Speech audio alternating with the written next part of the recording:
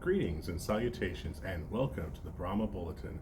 I'm the bullish Brahma and I'm here to tell you everything San Antonio Brahmas. In today's video, I'm going to go over the Brahmas defense. Again. I stumbled across an article the other day by Sam Just. It was posted in the XFL News Hub and it was called Breaking Down the Brahmas Defense. Now, the article is pretty lengthy, but the TLDR is that the Brahmas should have a fairly decent defense, at least on paper. So we're going to look at this article. Now, I'm not going to read the whole thing because, like I said, it's pretty lengthy, but I will post the link of the article in the description below. The article starts off with, a defense is only as good as its coach. Now, as we all know, our defensive coordinator is Jim Herman. Now, Jim Herman has coached in a 3-4 and a 4-3 defense throughout his career. He spent 12 seasons in the NFL with the Jets, the Giants, and the Colts. And he joined the New York Guardians in 2020 as their defensive coordinator. Given the way he has approached defense in his past and the players he selected, it would appear we can expect to see varied fronts shifting between 4-down and 3-down lineman sets. So now we're going to go on to the players that I want to bring to your attention. The first one is Justin Alexander. Now, I mentioned him in my previous video, and that's the reason being is that he is from the Incarnate Word here in San Antonio. So we're going to keep a bullseye on him. In 2018, in his senior year, he collected 55 tackles and 8.5 sacks. The next player I would like to highlight is Johanna Gafen.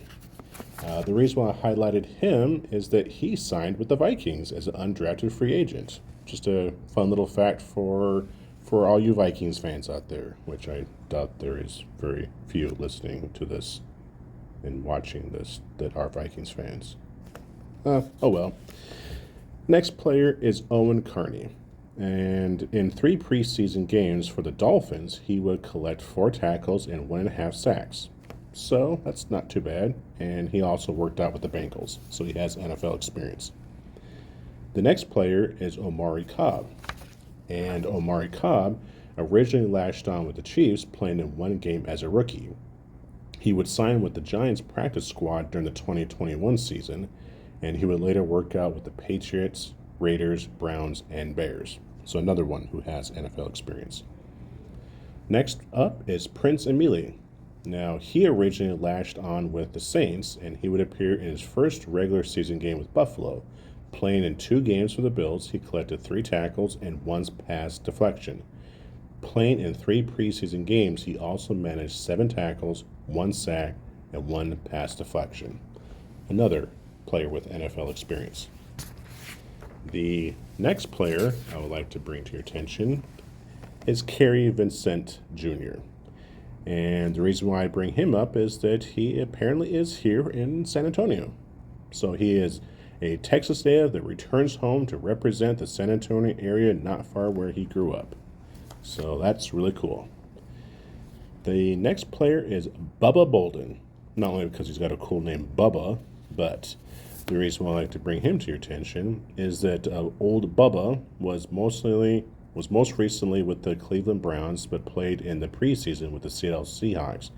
And in 2 games, Bolden had 3 tackles for the Seahawks. Now, here's an interesting thing. Technically, Bolden has not been released from the Browns yet. So unless he is signed to the active roster or opts to sign a futures deal with the Browns, he could go to the XFL, play with the Brahmas, and therefore increase his standing in the eyes in the NFL. Very, very interesting, I thought. Next player is Coney Durr. And the reason why I bring him to your attention is that he played with the University of Minnesota. So he's a Golden Gophers. So roll the boat, Ski-U-Mah, go Gophers. And that's it for the players. And in summary, it says here that it makes a lot of sense to run a 3-4 front with guys like Joey Porter on the staff. And Joey Porter spent his entire career as a rush linebacker, regarded as a tweener of a defensive lineman, but not a true 4-3 linebacker either. Now, with that being said, The author said that he does not expect to see the Brahmas in a strict 3-down lineman front all the time. That's where the scheme versatile players come in. It would stand to reason at times we can see as many 5-down linemen with the players needed to rotate into players whose focus is shutting down the run in short yardage and goal line situations. Very fascinating read. So what are my thoughts on the article? Well, I'm a big believer in the old adage that big plays and defense win championships.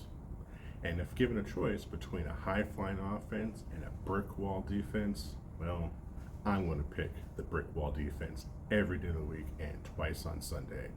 I really believe that defenses do win championships.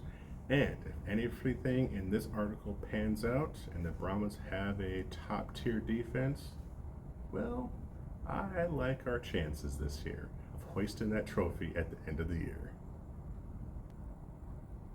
And that's it. That's the video.